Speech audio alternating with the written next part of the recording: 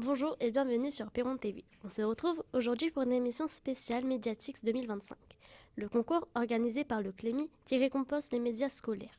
Au programme de ce journal spécial, 15 minutes, représentative du travail de la rédaction. On retrouvera en fin d'émission une interview de Noura Orloff enregistrée lors de l'inauguration de notre studio. Pour commencer, 2 reportages, le format signature de Perron TV, qui mettent en valeur l'engagement des jeunes.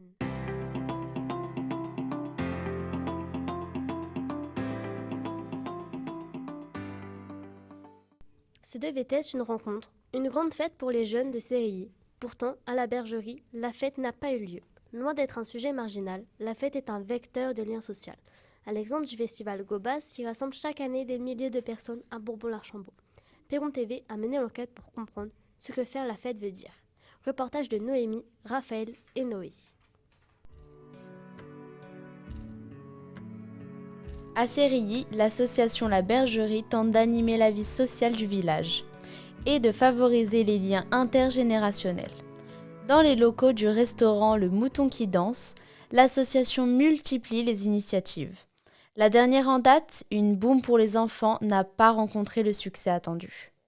L'objectif, c'était de créer du partage, du lien, parce que certains enfants se croisent, que ce soit au collège ou à l'extérieur, mais ne se connaissent pas.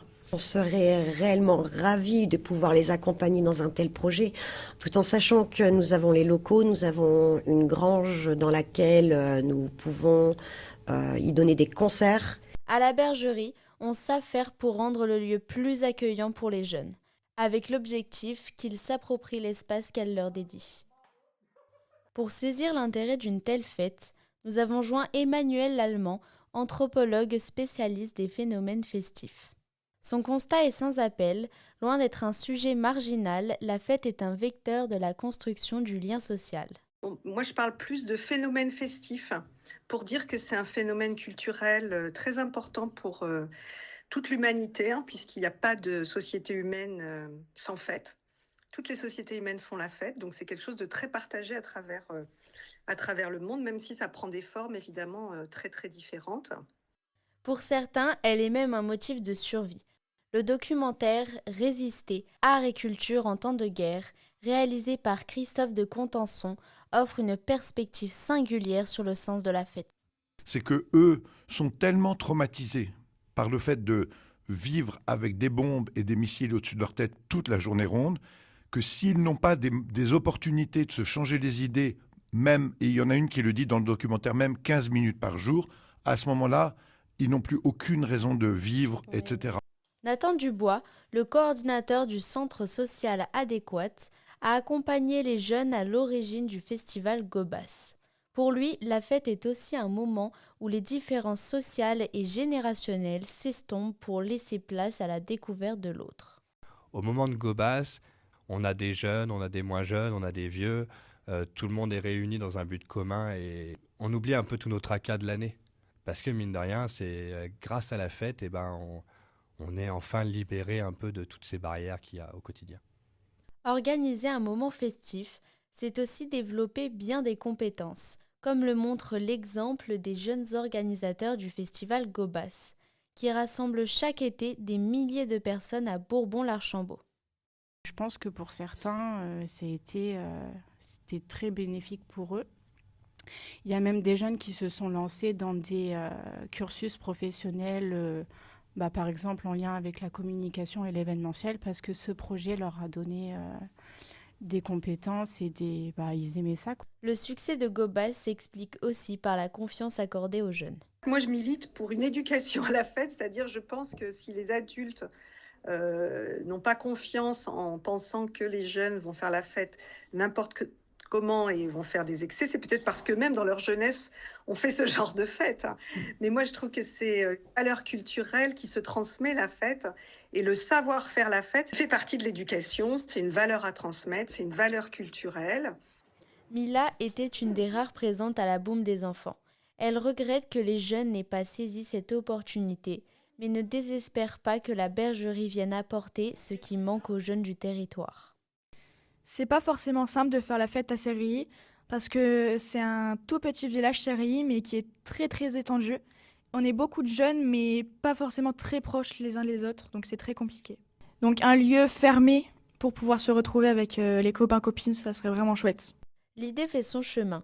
Candidate à l'Assemblée des jeunes, Emma souhaite organiser une fête pour faciliter l'intégration des écoliers au collège.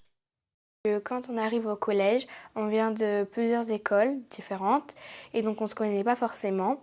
Donc j'ai choisi de faire cette fête pour créer les liens plus facilement et l'intégration plus facilement. À la suite des anthropologues, les jeunes du territoire saisissent l'importance des moments festifs dans la construction du lien social. Charge à eux de concrétiser leurs projets pour redonner sens à la vie de village où les sociabilités se morcellent.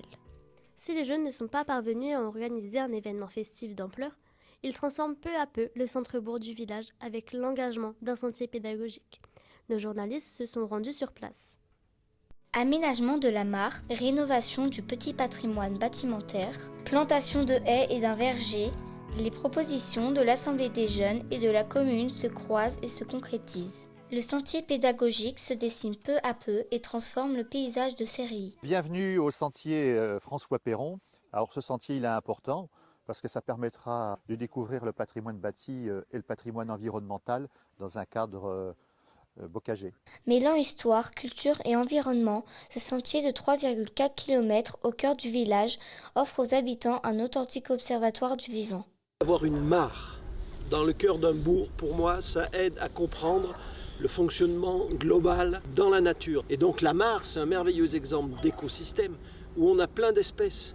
Grâce à ce sentier, on peut observer la biodiversité à 2 pas de notre collège. Outil d'éducation à l'environnement et à la biodiversité, ce projet est aussi un excellent support de découverte du fonctionnement des institutions et d'exercice de la citoyenneté. Avec l'Assemblée des jeunes, on a fait plusieurs propositions, un verger, une haie et des jeux. Et c'est ce qui a créé un sentier. Et ce sentier, on s'en occupe, on en prend soin. Ce sentier a pu voir le jour grâce à l'Union européenne et son programme LEADER qui soutient le développement des territoires ruraux. Joint par courriel, Florent Clément, le directeur du PETR du pays de la vallée de Montluçon et du Cher, explique pourquoi ce projet a été soutenu. Le groupe d'action locale a jugé qu'un projet valorisant la faune et la flore et le petit patrimoine bâtimentaire permettait de développer l'offre touristique et culturelle.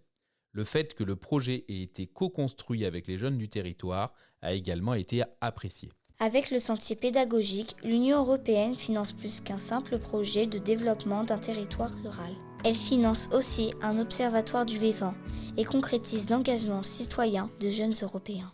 Pour clore ce JT, retour sur l'inauguration de notre studio. Noura Orloff, chargée de mission Cardi, explique à Lali pourquoi le rectorat a financé ce projet. Bonjour et bienvenue sur Perron TV pour cette émission spéciale sur l'inauguration de notre studio TV. Nous avons le plaisir de recevoir Madame Orloff.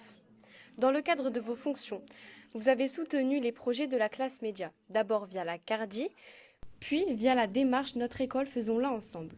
Pouvez-vous nous expliquer ce que sont la Cardi et Notre école Faisons-la ensemble, pourquoi et comment ils ont soutenu le projet de studio à Sérilly?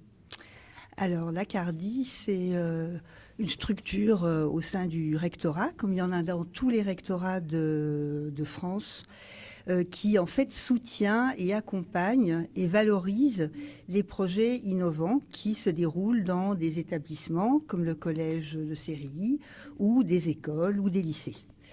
Et le CNR, c'est